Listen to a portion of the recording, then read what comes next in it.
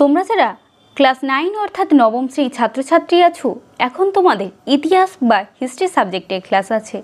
আজকের ক্লাসে আমি তোমাদের দ্বিতীয় অধ্যায় থেকে খুবই গুরুত্বপূর্ণ 2 নম্বরের ছোট প্রশ্ন এবং তার উত্তর নিয়ে আলোচনা করব। প্রশ্নগুলি খুবই গুরুত্বপূর্ণ তোমাদের ফার্স্ট ইউনিট টেস্ট এবং থার্ড ইউনিট টেস্টের জন্য। আমি সরাসরি প্রশ্ন উত্তর পর্বে চলে যাচ্ছি। তোমরা গুরুত্বপূর্ণ প্রশ্ন এবং তার উত্তরগুলি দেখে নাও। প্রথম প্রশ্ন, কনসুলেটের শাসন কি? উত্তর, ফরাসি সেনাপতি নেপোলিয়ন 1799 খ্রিস্টাব্দে ডাইরেক্টরি শাসনের অবসান ঘটিয়ে ফ্রান্সে এক নতুন শাসন ব্যবস্থা চালু করেন। এই ব্যবস্থা নেপোলিয়ন সহ মোট 3 জন কনসালের হাতে ফ্রান্সের শাসনভার তুলে দেওয়া হয়। এটি কনসুলেটের শাসন নামে পরিচিত। 2 নম্বর প্রশ্ন, ধর্মমীমাংসা চুক্তি কি? উত্তর, ফরাসি বিপ্লবকালে সিভিল কনস্টিটিউশন অফ দি ক্লাজি নামে এক দলিল দ্বারা ফরাসি গির্জার জাতীয়করণ করা হলে ফরাসি রাষ্ট্রের সঙ্গে পোপের বিরোধ বাধে। এই বিরোধের মীমাংসার উদ্দেশ্যে নেপোলিয়ন পোপ সপ্তম পায়াসের সঙ্গে যে চুক্তি স্বাক্ষর করেন তা ধর্মমীমাংসা চুক্তি নামে পরিচিত। 3 নম্বর প্রশ্ন, কোড নেপোলিয়ন কি?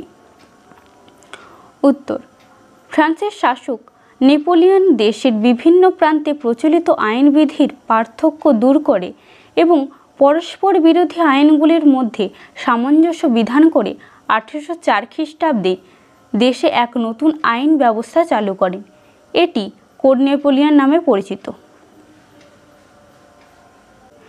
4 নম্বর প্রশ্ন, লিজিয়ন অফ অনার কি?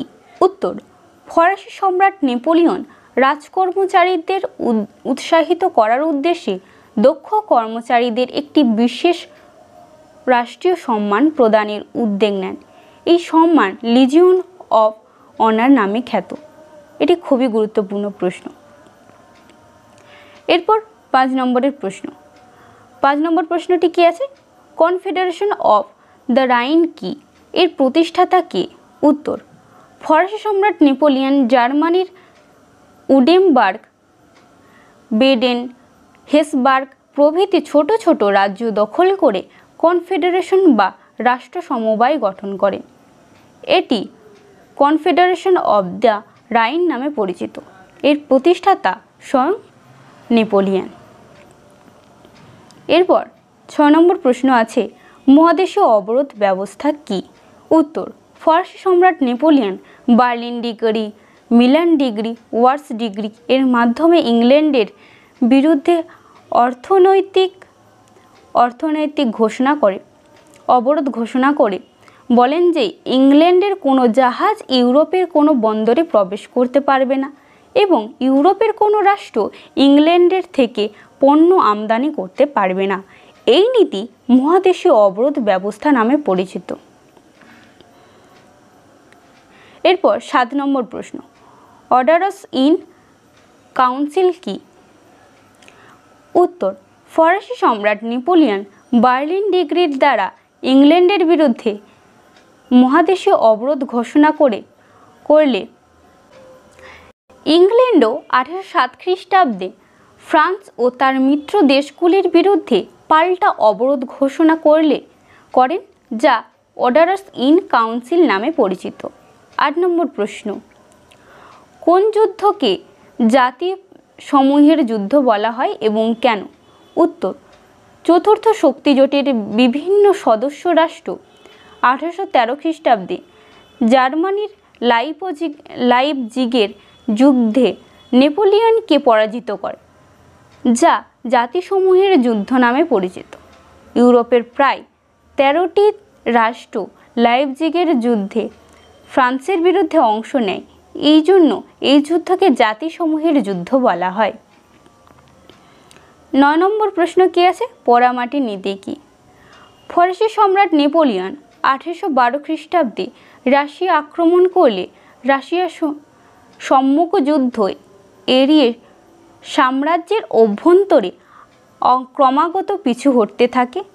ফরাসি বাহিনী রাশিয়ায় যাতে সমস্যায় পড়ে সেই উদ্দেশ্যে পিছু হটার সময় রুশ বাহিনী নিজেদের রাস্তাঘাট ও সেতু ধ্বংস করে খাদ্যশস্য শস্যক্ষেত্র আগুনে পুড়িয়ে পানীয় জলে অর্থাৎ খাবার জলে বিষ মিশিয়ে দিয়ে যায়।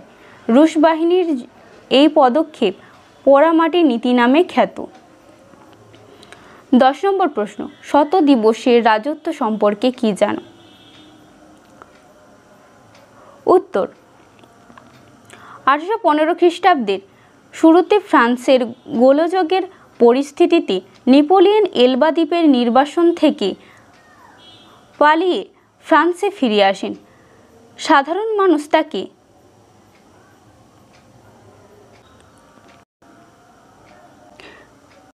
সাদর অভ্যর্থনা জানালে রাজা অষ্টাদশ লুই সিংহাসন ছেড়ে পালিয়ে যান। এরপর তিনি 20 মার্চ থেকে 29 জুন 1815 খ্রিস্টাব্দে পর্যন্ত মোট 100 দিন রাজত্ব করেন, যা শত দিবসের রাজত্ব নামে পরিচিত।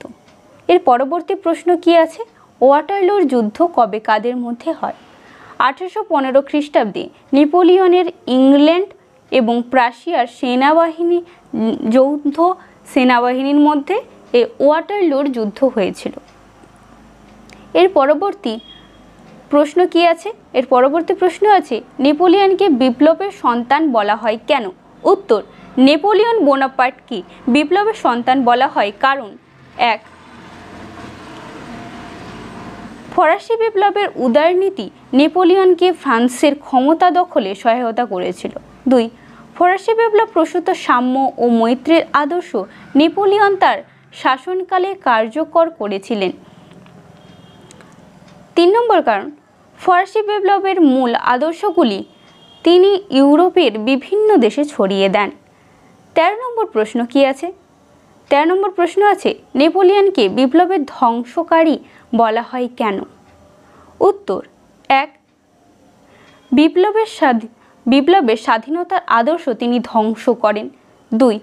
বিপ্লব ফ্রান্সে যে রাজতন্ত্রের পতন ঘটেছিল তিনি সেই রাজতন্ত্রের পুনঃপ্রতিষ্ঠা করেন।